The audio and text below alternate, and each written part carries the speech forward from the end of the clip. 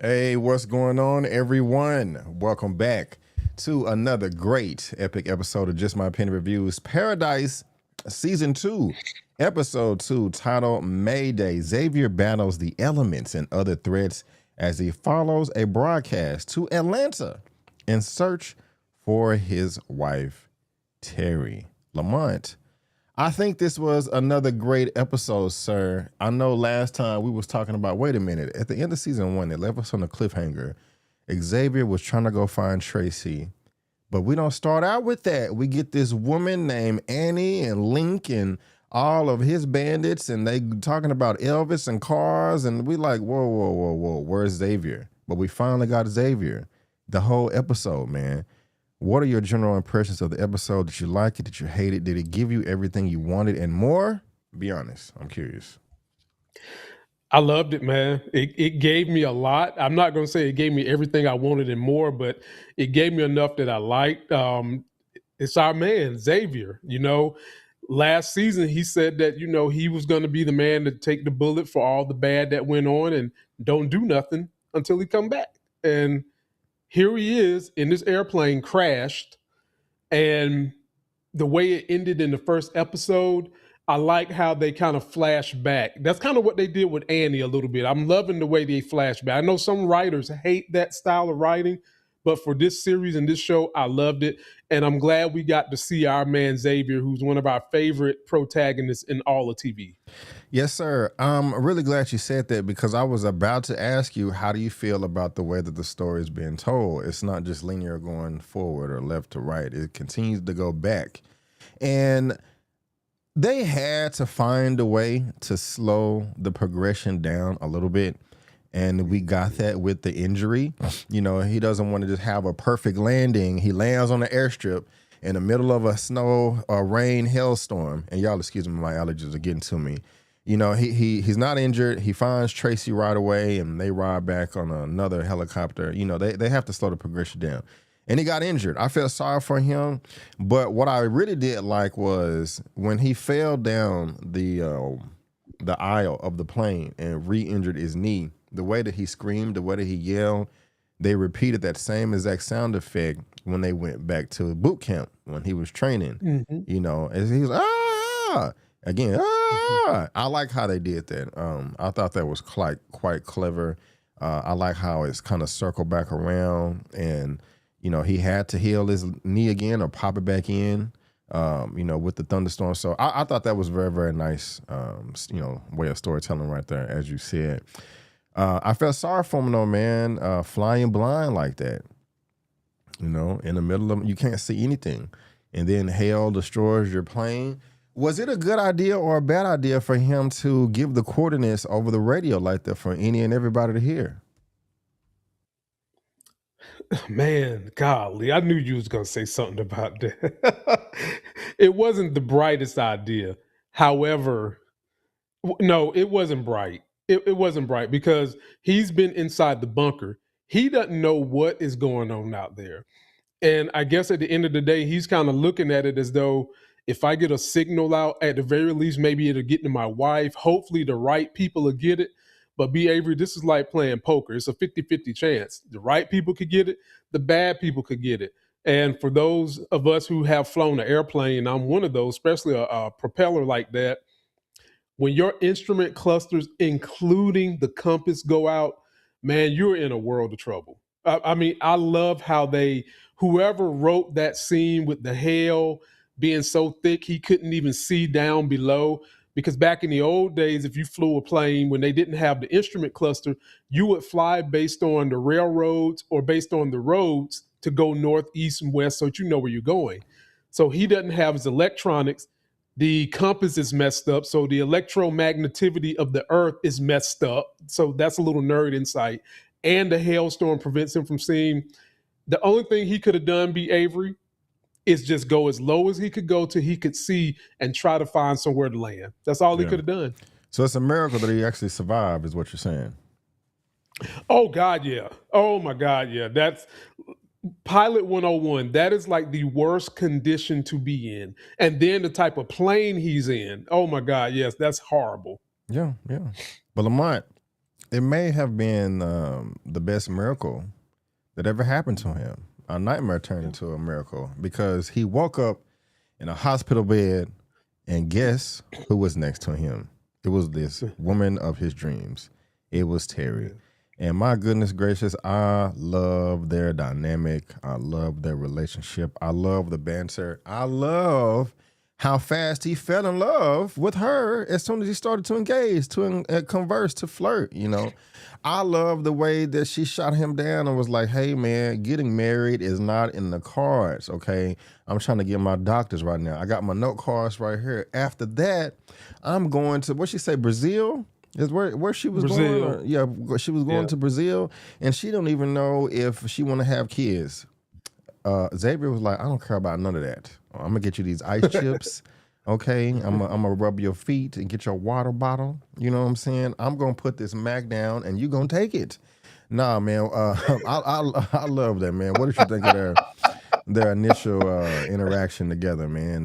They got acquainted to one another. How did you feel about it? All I could think about was the kind of the chase that old school men had to go through to get a good woman.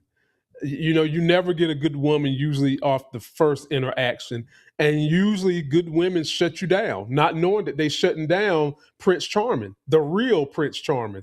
And that is exactly what she did. She shut him down like a cold winter in the South. Closed that window, try to keep him out. And you know what he did? He turned into Frosty the Snowman. He stuck out there like old man winter and was cold, kept his game going, showered her with niceness, showered her with smiles, and eventually she just couldn't say no to his persistence. Simple as that. And I enjoyed Yeah. the back and forth. Yeah, to be honest with you, there was one moment, there was one instance to where I said to myself, okay, you need to dial it back just a little bit. Mhm. Because even though neither one of you could help the situations you're in, y'all was forced there, you're sick, you're in the hospital trying to recover. Of course, somebody's going to be nice. They don't want to just, or to a degree, they don't want to make it awkward and just say no to your face, and then you got to wake up to them and next thing in the morning, it's just weird, because I mean, I'm not mad at him at all for shooting his shot. I would have shot my shot too, very, very nice candidates on both ends. But it was at one point to where she was like, she made I'm not going to get distracted by a hot guy. And he was like, hey, he left and was gonna go get her some snacks or something like that, or some pudding, some Jello. I don't remember Some cake exactly. or Some cake. whatever There it you go. was. It was some cake. But when he came back and she, he kept going and like she shut the curtain on him or whatever. Like he kept pursuing, and I was like, okay, I mean, I ain't mad at you initially, but maybe you want to dial it back anyway. But like you said, man, he kept persisting, and it was beautiful. I don't remember this though. I don't remember what her condition was, and I apologize. Do you? Nope. Okay. Nope. It was really unfortunate. I felt really sorry for her, man, because whatever the procedure was that needed to be done, it made her lose her vision for a number of days. And I can only imagine, man, that has to be freaking terrifying. How long will it take, doctor, for my sight to come back? Oh, it could take a few hours. It could take a few days. What? I've been seeing out these two things for my whole life, and now I have to, go out as if I'm blind. That's just terrifying, man. I don't blame her for being frustrated and throwing her stuff on the tray on the ground. She needed him. She was throwing food at him as well. He like, hey, stop throwing shit at me. I got a little tickle out of that. But I love this character, man. He was just like, he was discharged. He could leave. He can go home and chill. But he wanted to stay in there with her, man, and take care of her and comfort her and provide for her and protect her. And I love that. And he wasn't doing it out of obligation. He genuinely wanted to do it, man. And he fell in love with her, like, while she couldn't see. She was like, is this what you do? And he's like, yeah, I got you. Like, I'm going to take care of you. I am going to be here with you. You got any thoughts on that? When somebody's properly motivated, be Avery, they get the job done. And that's what he did. To the point that you mentioned about you felt like he kept coming on too strong. Let me say this. I would say for that generation, that wasn't the issue. But for the Me Too generation, it's an issue. Like, and I'm not saying that to be that men are pushy or that men should overdo their boundaries. I'm saying this is a new day and age. And being over persistent when someone has told you no in this generation, get you labeled as all these dudes is hollering at me when I don't want them hollering at me. But this was an old school couple. These people was in close quarters. This man, like you said, could have gotten out of the hospital. He could have. It was so funny to me. Even the nurse told him, "You don't have a chance with her." After he decided, you know what, I'm gonna stick around. You ain't got to come check on me. And I like how he shut that nurse down because I don't know what the nurse was thinking. Maybe the nurse wanted him herself. For her to say, you don't have a chance with that. You don't know this man like that. You don't know his talk game. You don't know what she's attracted to. You don't know this man like that. Right. And I like that he kept persisting and he wound up getting the job done. What did you think about the nurse, though? Did you like her? Because, she was throwing some salt in the game initially, but after a while she came around. Do you agree or disagree? Or how you feel about her?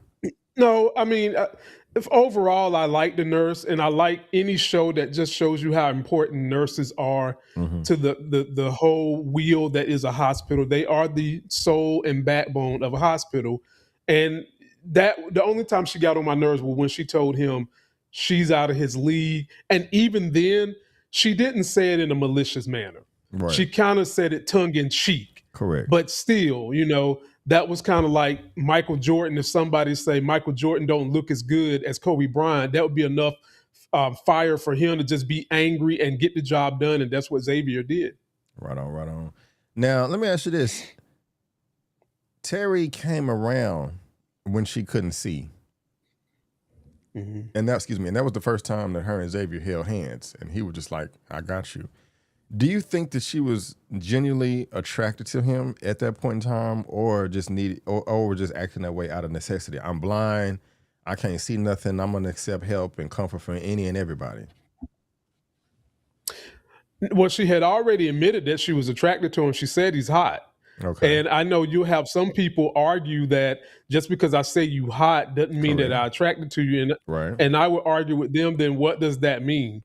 If I say you're hot, and that doesn't leave some inkling to attraction, then please give me your definition of attraction. But she had already mentioned that she had a physical attraction to him by saying he's hot. And so the rest of it comes down to the other semantics of attraction that aren't dealing with physical. And he showed that his love language is, I'm a caretaker. Well, he showed that he can provide a love language beyond some of the other things, that I can take care of you. And I think that won her over. But I think that throughout the course of them being in that room, he had pretty much already won her over anyway. And because she liked who he was and what he was about. And I think that the way he behaved when she went blind, because she was kind of bucking the system. She was upset. She was snatching things off the table and throwing stuff off the table and stuff like that. Right. And he just stuck in there. So I think that perseverance just kind of put the icing on the cake for her. Yeah, it was nice. I was gonna come back and rebut with the question, just like, okay, yeah, she's saying that she's attracted to him, but is she open to more? But I like the way you ended that there, and it, and did answer my question. So I do appreciate that. But it was nice, man, seeing them engage for the first time. I do like the commentary initially at the very beginning, like, yeah, so we're gonna have this memory where we tell all of our friends and family of our first time meeting in the in the hospital. I thought that was cute right there. So you guys let me know what you think. Sorry, my allergies are kicking in. But back to present day, Xavier is hurt, and he is trying to survive. He don't know what's going on. He don't know where he is, if he in Atlanta, Colorado, Florida, Arkansas. But he comes up on these kids, man, these little boys, and they're not talking. They are quiet.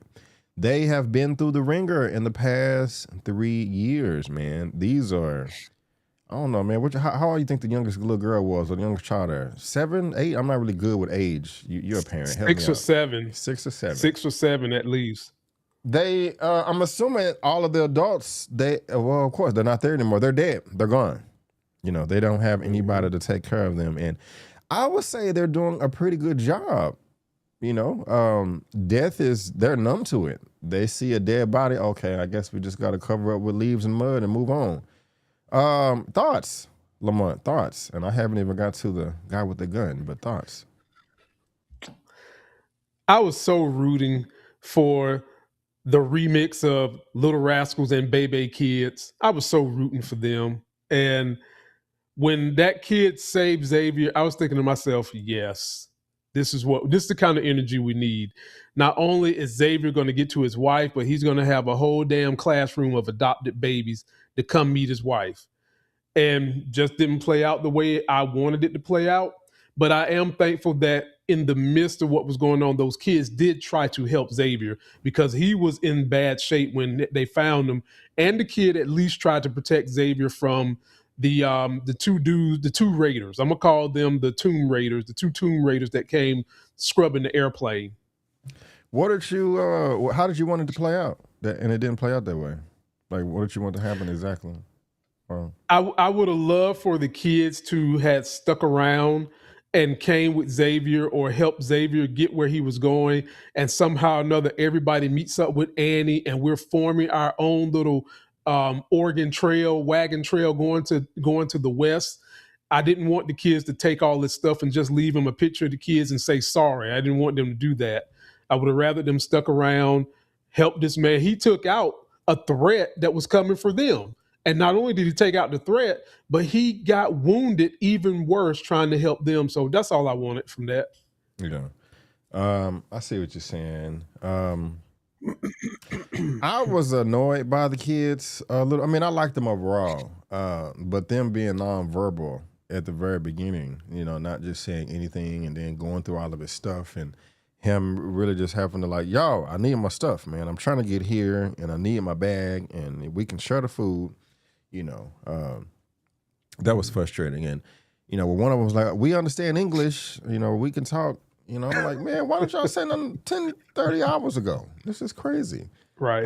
But yeah, that was really resourceful, man. He was trying to pop his knee back in and they was like, wait for the thunder, wait for the lightning. And so, yeah, I like that. And I like the transition too. Like when the thunder did go off and he popped his knee back in place, and then he screamed. He passed out. He woke up, and then it went back in time. To tell more stories about his wife or whatever, Terry. So, but yeah, going back to that, it was just nice when she got her vision back. Man, she saw him, and hey, I can see. And that's when they had their first kiss. They embraced, and I don't think they made love right there in the hospital bed, but maybe they waited for the first date with that. But what's up with this? You made a comment though. You said it was two raiders that went into the plane. Am I tripping? I don't think I remember. Yeah, it was two guys. It was two guys that went into that airplane after the kid saved Xavier. It was two people. I don't know where the other guy went at that Xavier. The one that came and attacked Xavier, I don't know where his partner went at, but it was two guys that went inside that airplane. The partner never showed up. And Xavier literally took a knife for those kids. So that's kind of why I'm a little frustrated with them. They could at least left his stuff. But at the end of the day, the reason I get why the kids are not talking, because probably talking has gotten somebody in their family caught. They probably lost a mom or a loved one from talking, and they've learned to only make noise when noise is being made outside, and they've learned to stick together, which is probably what has saved them for 3 years.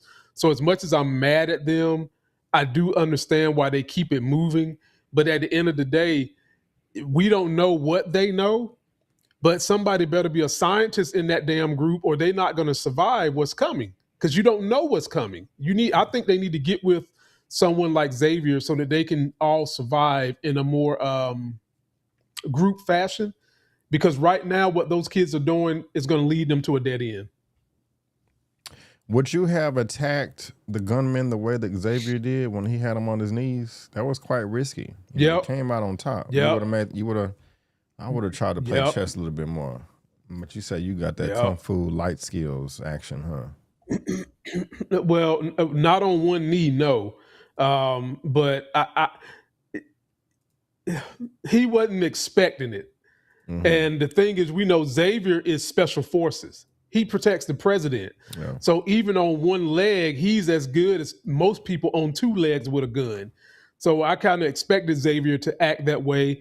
The only thing I didn't see coming was him getting stabbed in the ribs. I didn't see that coming.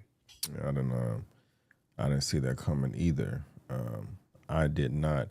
Are you cool? When we started this recap, I was talking about they had to slow the plot down and give him an injury, so the plot didn't progress too fast, too quick. Are you okay with that? Or are you, wishing that he wasn't injured at all? No, I'm fine with it. Because they can also make it where he heals pretty quick. I'm fine with it. And if they wouldn't have made him injured, what winds up happening at the end wouldn't be such a cluster F, as they say in the military, because his injuries is what's created the situation that he's stuck in at the end. And let's talk about that. We got to know Annie at the beginning of the episode, and they met at the end of the first one. And now we go a bit deeper down that rabbit hole and see how they really met. And she helps him out, and he's delirious. I gotta find Terry. Is that your name? Atlanta. And she takes him back to the crib. She's a bit hardened over from the lifestyle that she lived. She got that gun. She's preggo. Where are you from, bruh? Where did you come from? Colorado. There's an underground bunker. I'm like, bro, will you shut the hell up? Find Terry first and then blabber your mouth, Now I understand you're tired and you're hungry and all that, but damn, you was your training, man. He just blabber mouth. But hey, she did just save his life too, so maybe he feels obligated to her, So, I guess we can give him a pass. You can let me know if you agree or disagree, but Annie was like, say, man, we're not going to no Atlanta. You taking us to Colorado. You taking us to this bunker. Let's go. Are you still Team Annie, or is she a villain now? This is exactly what I was talking about. This is a dilemma of morals, and it's kind of like, how do you set whose family member is more important? Because she wants to go to that bunker to be with her baby daddy. He wants to go to Atlanta to get the mother of his kids, his baby mama. And who says who is more important? I think that if you are a scientific, logical person, you're going to say, we're not going to Atlanta that would cost us time, resources, and effort. We already have a pregnant woman right here who needs to get somewhere like that before she's got to deliver this baby and all this CO2. We need to take our butt to the bunker. But then you would have a pastor, a rational man would say, all families are equal. And someone in the military would say, we're not going home till we have all our men. And he's part military. So on his perspective, he's like, no, I would like to go get my wife. Then we all go to the bunker. And so it's a real dilemma. I don't know where I fall at. I can't fault Annie. I can't fault Xavier. And if Xavier decides to fight Annie, take that gun and say, you know what, I'm going to Atlanta. You can do whatever the hell you want to do. I can't fault him either. I can't fault him. He's got his own kids to protect. I get it. And so you're seeing that it's a dog eat dog world out there. He's already done got a scar from some people he tried to help. And I wonder how this will play out with him and Annie when he wakes up to see he's in cuffs. Yes, I forgot that. He's not in cuffs because he's not in cuffs because he's about to be her sex slave. She's already pregnant, ladies and gentlemen. He's in cuffs like he's about to be Kunta Kinte. Yeah. Looks like he was dreaming at the end too. Did you pick up on that? I did pick up on that. Now, B, I got to ask you a question.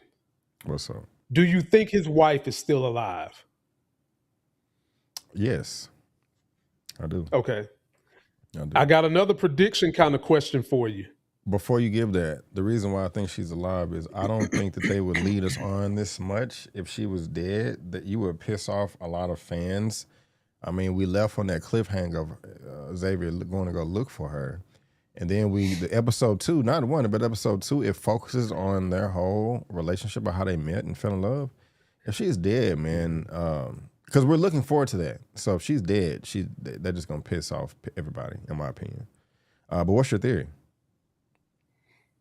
Could we see a season where Xavier becomes president of whatever this new world order is going to be? Not just the bunker, but whatever evolves for the new resettlement of the earth. 100%. I can definitely see that. Okay. And I'm not saying that I want it to happen. I mean, I would be cool with it. Is that what you want to happen?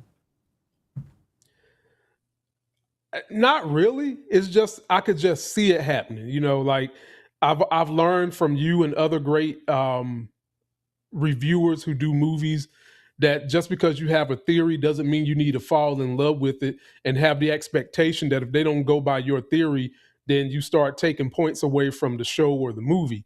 So I could see it happening. It would be cool if it did happen, but I don't know if it's going to happen or not, and I don't need it to happen. Right on. Okay. Y'all let us know what you think about that. Lamont's theory, if you want it to happen, if you need it to happen, and also what do you want to happen? Do you have any final thoughts, or is there anything that we didn't discuss? Great show, one of the best things on TV. I wish the season was going to be longer because I think I read it's only going to be like 8 or 9 episodes or something like that. I just wish it would be longer. Same. I do agree, but yes, another great episode. But ladies and gentlemen, boys and girls, that is going to wrap it up for our Paradise Season 2, Episode 2 recap called Mayday. We will be here same time, same place for Episode 3 of Season 2, titled Another Day in Paradise. Sinatra wakes to discover a new paradigm in the bunker and takes steps to safeguard its biggest secret.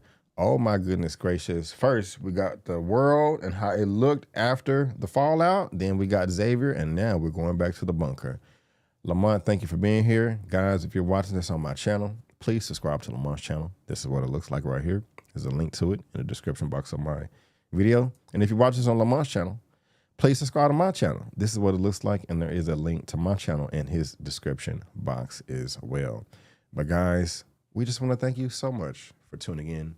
And before you go, don't forget, I'm B. Avery, that's Lamont, and that's just our opinion. Peace out, and we'll see you next time.